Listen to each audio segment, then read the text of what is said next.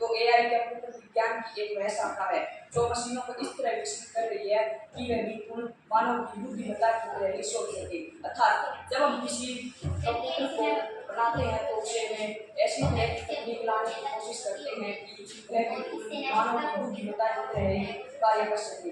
वह मानव की बुद्धिमत्ता की तरह कार्य कैसे मिलेगी, जैसे समस्याओं को सुलझाना, प्लानिंग करना और एक दूसरे की पहचानना आदि। और एआई की शुरुआत कब हुई? एआई की शुरुआत 1950 में हुई तथा 1955 में जॉन मैकार्थी ने इस एआई को कृत्रिम बुद्धिमत्ता का सबसे पहले नाम दिया। और भारत के आने वाले भविष्य में एआई यह दर्शाती है कि भारत में डॉक्टरों की कमी को भी पूरा किया जाएगा। अब मैं आपको बताना चाहूँगा कि एआई हमारे लिए अभिशाप है या वरदान। एआई के काफ़ी सारे फायदे हैं और एआई के काफ़ी सारे नुकसान हैं। तो एआई के फायदे हैं कि आजकल जैसे कारों या मोबाइलों में जीपीएस होता है, इसके माध्यम से हम कभी भी अथवा कहीं से भी जा सकते हैं क्योंकि यह जीपीएस हमको रास्ता दिखाता है। तथा बैंकों, कारखानों और फैक्ट्रियों में यह मजदूरों के जगह पर कार्य करता है। जो काम 100 मजदूर एक काम को 10 दिन में करते हैं, वहीं ये एआई सिस्टम उस काम को एक ही दिन में करने का वो हौसला रखती है।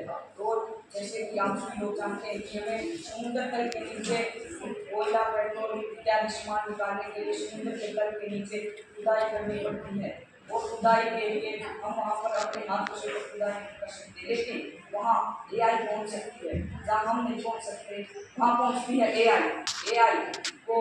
और एआई हम एआई से खेल की भी फोटो ले सकते हैं और हम इससे समझा सकते हैं कि यह खेल कैसे खेला जाएगा और कैसे। तो यह एआई कोच को रणनीति में सुझाव देती है। आइए हम इसको नुकसान के बारे में बात करते हैं। तो एआई के काफ़ी सारे नुकसान हैं। तो एआई का जो सबसे बड़ा नुकसान है वो है उसकी बेरोजगारी। तो एआई ने काफ़ी ज़्यादा बेरोजगारी को बढ़ाया है। जैसा कि मैंने आपको बताया था कि यह 100 मजदूरों का काम अकेले कर देती है, तो एआई ने 100 मजदूरों के हाथ काट दिए हैं। तो इसके कारण काफी लोग का रोजगार चला गया है। और मैं आपको बताऊंगा कि इस एआई को खरीदना या लगाना इतना सस्ता नहीं होता है, यह काफी महंगा होता है और इसको रखना भी काफी पेचीदा होता है।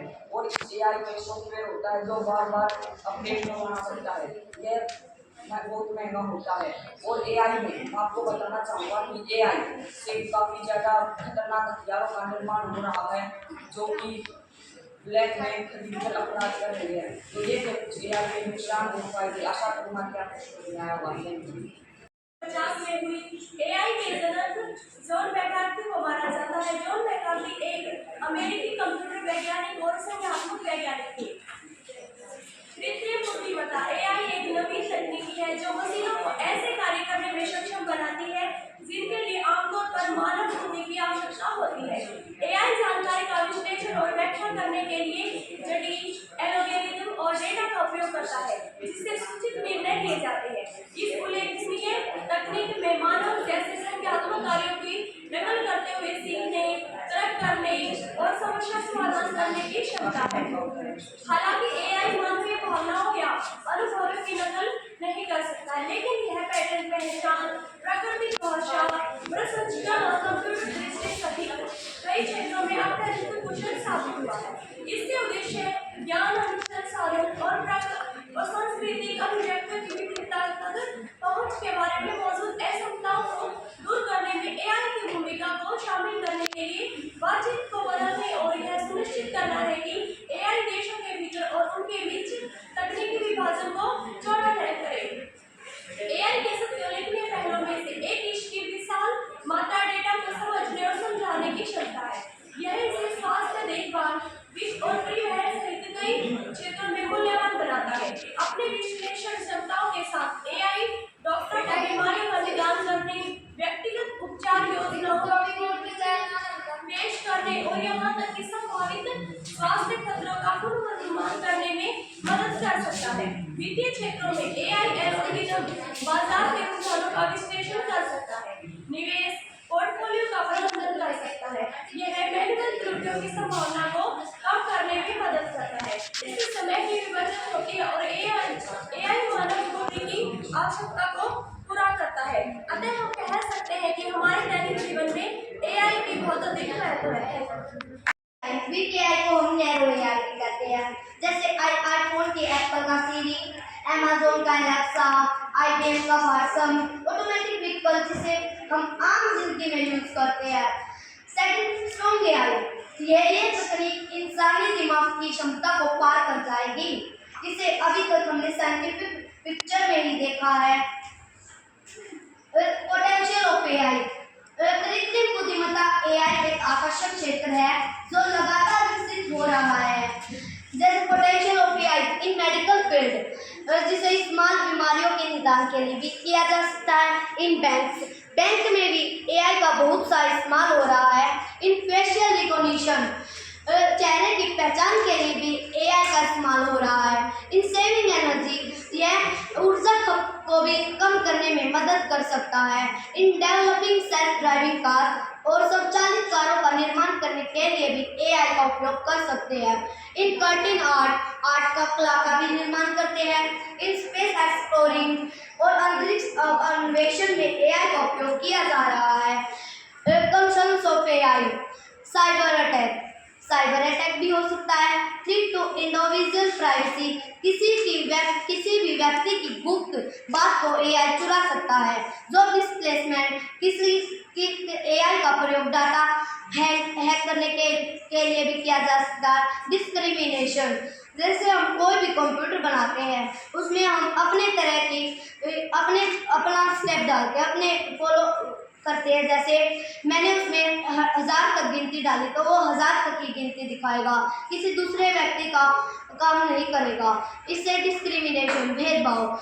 एथिकल कंसर्न्स, हाँ, इंसान में तो इमोशन होते हैं पर कंप्यूटर एआई में इमोशन नहीं होते। व्यक्ति को एक जगह ऐसा वक्त आता है जहाँ व्यक्ति को इमोशन से नियम लेने पड़ते हैं, पर कंप्यूटर में तो इमोशन नहीं होते, इसलिए वो खतरनाक हो सकता है। Thank you all of you. राजकीय वरिष्ठ माध्यमिक विद्यालय बनवासा की 9वीं कक्षा की छात्रा हूँ।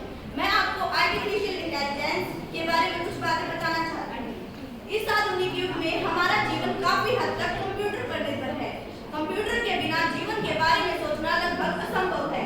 इसलिए कंप्यूटर को इंटेलिजेंट बनाना जरूरी है ताकि हमारा जीवन आसान हो जाए। आर्टिफिशियल इंटेलिजेंस कंप्यूटर का सिद्धांत और विकास है जो मानव बुद्धि की नकल है। आर्टिफिशियल इंटेलिजेंस को सरल भाषा में एआई कहा जाता है।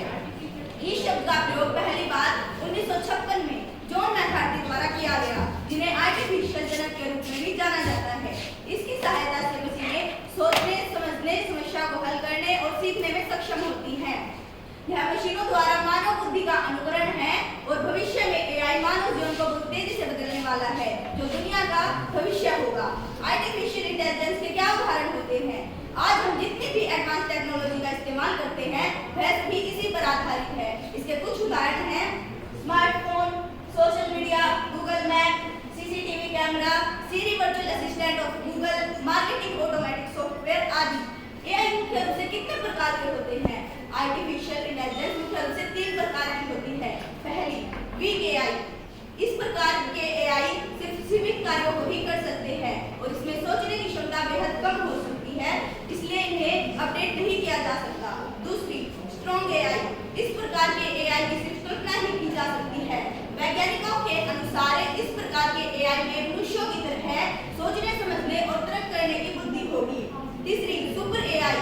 वैज्ञानिकों के अनुसार सुपर एआई में मानव के दिमाग से कई गुना ज्यादा शक्ति होगी और यह स्वयं ही निर्णय ले सकेगी। आर्टिफिशियल इंटेलिजेंस की मुख्य विशेषताएं। आर्टिफिशियल इंटेलिजेंस या कृत्रिम बुद्धि के साथ काम करने पर गलती होने की संभावना ना के बराबर है, जिससे हम 100% सही काम कर सकते हैं। इसकी सहायता से खतरनाक काम जैसे बॉम्ब को डिफ्यूज करना, अंतरिक्ष में जाना आदि कामों को भी किया जा सकता है। एआई के पास कैलकुलेशन की हाई पावर होती है, जिससे यह बड़ी से बड़ी कैलकुलेशन को जल्दी से जल्दी कर सकती है। एआई में सोचने समझने की शक्ति तो होती है किंतु भावनाएं नहीं होती। हम जो उसे ऑर्डर देते हैं वह उसे ही फॉलो करती है। आर्टिफिशियल इंटेलिजेंस का उपयोग कहाँ होता है? आज इसका उपयोग हर क्षेत्र में हो रहा है। हम अपने स्मार्टफोन में कई सारी एप्लीकेशनों के रूप में इसका उपयोग करते हैं। इसके अतिरिक्त स्वास्थ्य सेवा के क्षेत्र में भी इसका उपयोग किया जाता है।